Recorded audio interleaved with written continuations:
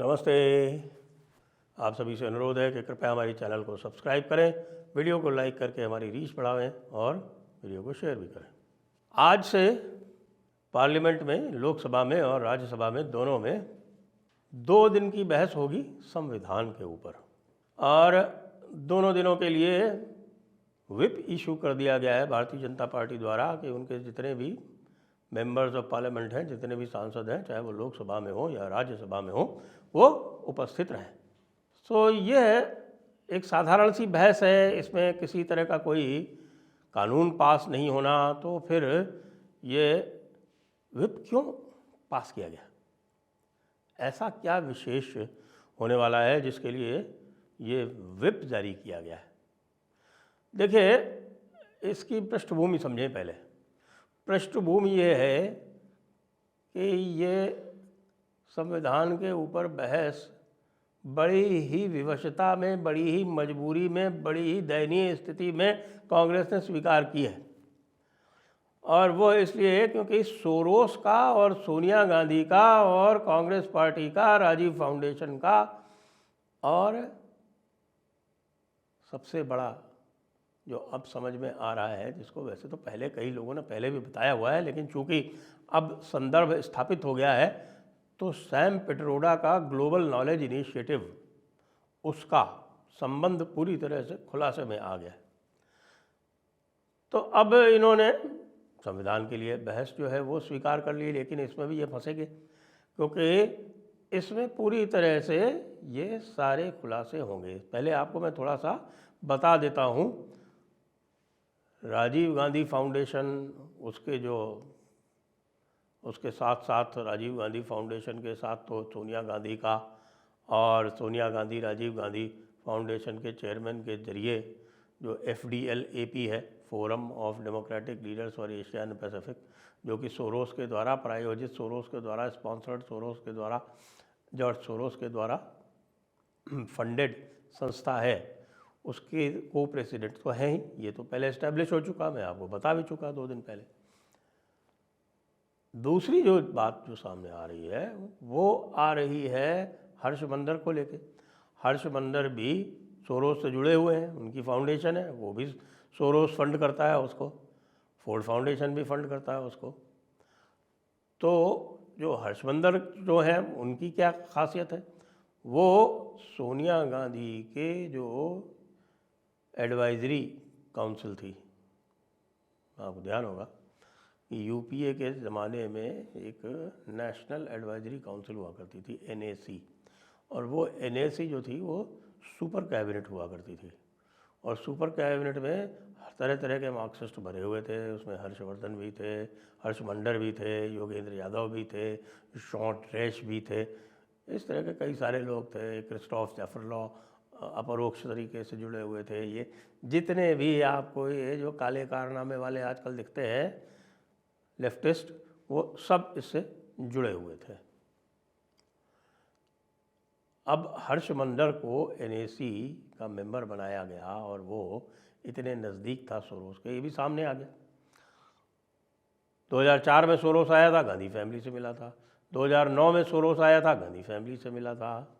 उसके बाद 2020 में सोरोस जो है वो डिक्लेयर करता है कि वो $1 बिलियन खर्च करेगा मोदी को हटाने के लिए, और साथ में वो फंड कर रहा है किसको? वो फंड कर रहा है ग्लोबल नॉलेज इनिशिएटिव को। ये ग्लोबल नॉलेज इनिशिएटिव किसका है? ये ग्लोबल नॉलेज इनिशिएटिव को यूएसएड फंड कर रही है। ग्लोबल नॉलेज इनिशिएटिव को ओपन सोसाइटी फाउंडेशन, यानी हमारे जॉर्ज सोरोस की जो फाउंडेशन है वो फंड कर रही है। और उसको चला कौन रहे हैं? जी हाँ, अपने प्यारे प्यारे श्री सत्यनारायण गंगाराम जी बढ़ई उर्फ सैम पिट्रोडा। चलिए, यहाँ तक भी ठीक था। सैम पिट्रोडा इनकी ओवरसीज़ कांग्रेस के अध्यक्ष हैं। उन्होंने उल्टी पुल्टी बातें कही थी, आपको ध्यान है कि भाई साउथ इंडियन जो है वो अफ्रीकन्स की तरह हैं, और वेस्ट वाले अरब्स की तरह हैं, और नॉर्थ ईस्ट वाले जो हैं वो चाइनीज़ की तरह हैं, और नॉर्थ इंडियंस जो हैं वो किसकी तरह है, वो गोरों की तरह है, वाइट रेस है। तो ये जो रेसिस्ट उन्होंने डिवीज़न किया था भारत का, उसके बाद उनको दिखावे के लिए हटा दिया गया। जैसे ही चुनाव पूरे हुए लोकसभा के, वैसे ही उनको वापस वहीं रिइंस्टेट कर दिया गया। वो पुनः ओवरसीज़ कांग्रेस के अध्यक्ष बन गए। ओवरसीज़ कांग्रेस और आपका ये जो ग्लोबल नॉलेज इनिशिएटिव है, ये क्या करता है?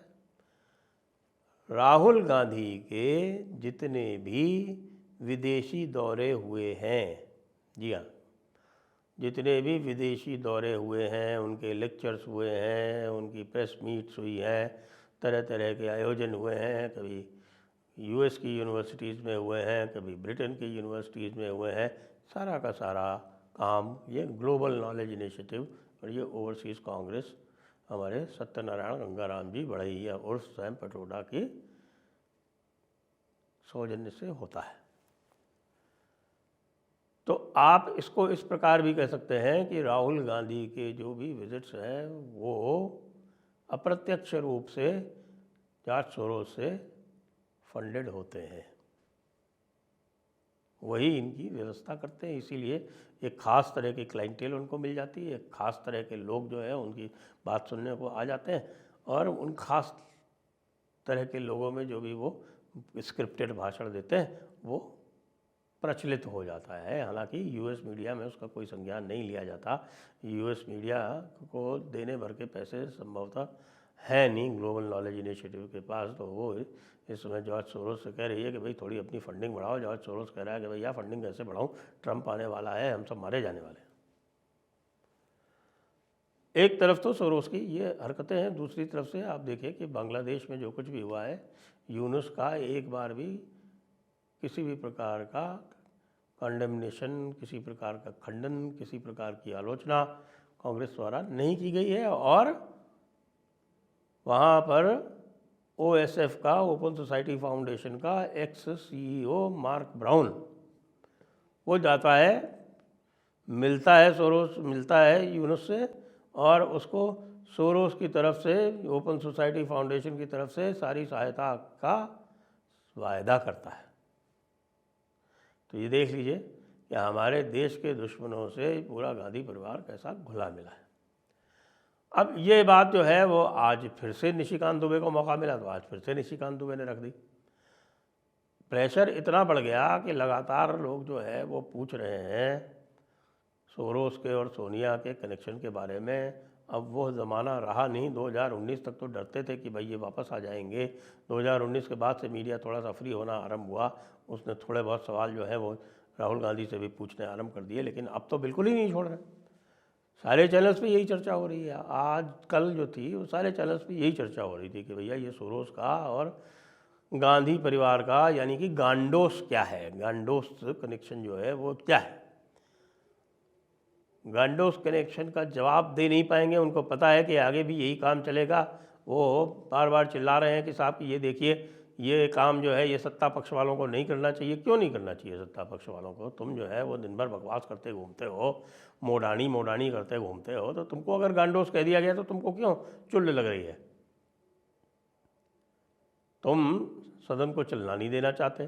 तुम्हारा उद्देश्य जो तुमको बता रखा है, सोरोस ने स्क्रिप्ट दे रखा है कि भाई पहले सदन को चलने मत दो और उसके बाद ये कहो कि भाई ये जो प्रजातांत्रिक व्यवस्था है वो ठप हो चुकी है, और प्रजातांत्रिक व्यवस्था चूँकि ठप हो चुकी है इसलिए हमको पूरा अधिकार है कि हम बाई फोर्स हम इस सत्ता को गिरा दें।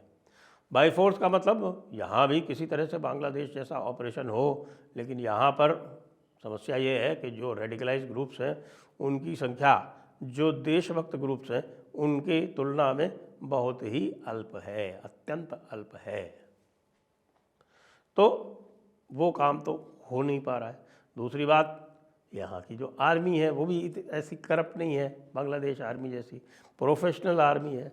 बांग्लादेश आर्मी का तो ये हाल है, आज की डेट की बात बताऊँ आपको कि अराकान आर्मी एक मुश्किल से 15-20 हज़ार की फोर्स होगी। उसने पूरा का पूरा बॉर्डर, म्यांमार का 270 किलोमीटर का बॉर्डर है, 4086 किलोमीटर का बॉर्डर भारत के साथ में है, और उस 271 किलोमीटर के बॉर्डर पे अराकान आर्मी ने न केवल उसको बिल्कुल बंद कर दिया है, बल्कि वो अब चढ़ाई करने आ रही है कॉक्सस बाज़ार पर, तो पूरी की पूरी बांग्लादेश आर्मी जो है वो भागने के मूड में है।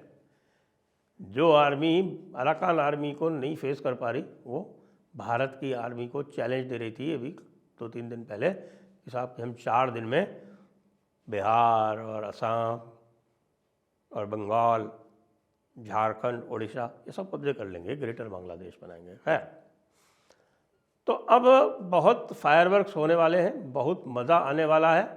आप लोग जो हैं वो बिल्कुल तैयार रहें और जो कुछ भी चाट पकौड़ी अपने साथ रखना चाहें, समोसे छोले रखना चाहें, जो कुछ भी रखना चाहें, चाहे पॉपकॉर्न रखना चाहें, जो भी है वो ले के बैठें और देखें कि ये गांडोस का किस प्रकार से अगले 2 दिन में महिमा मर्दन होता है। जय हिंद, जय भारत, वंदे मातरम।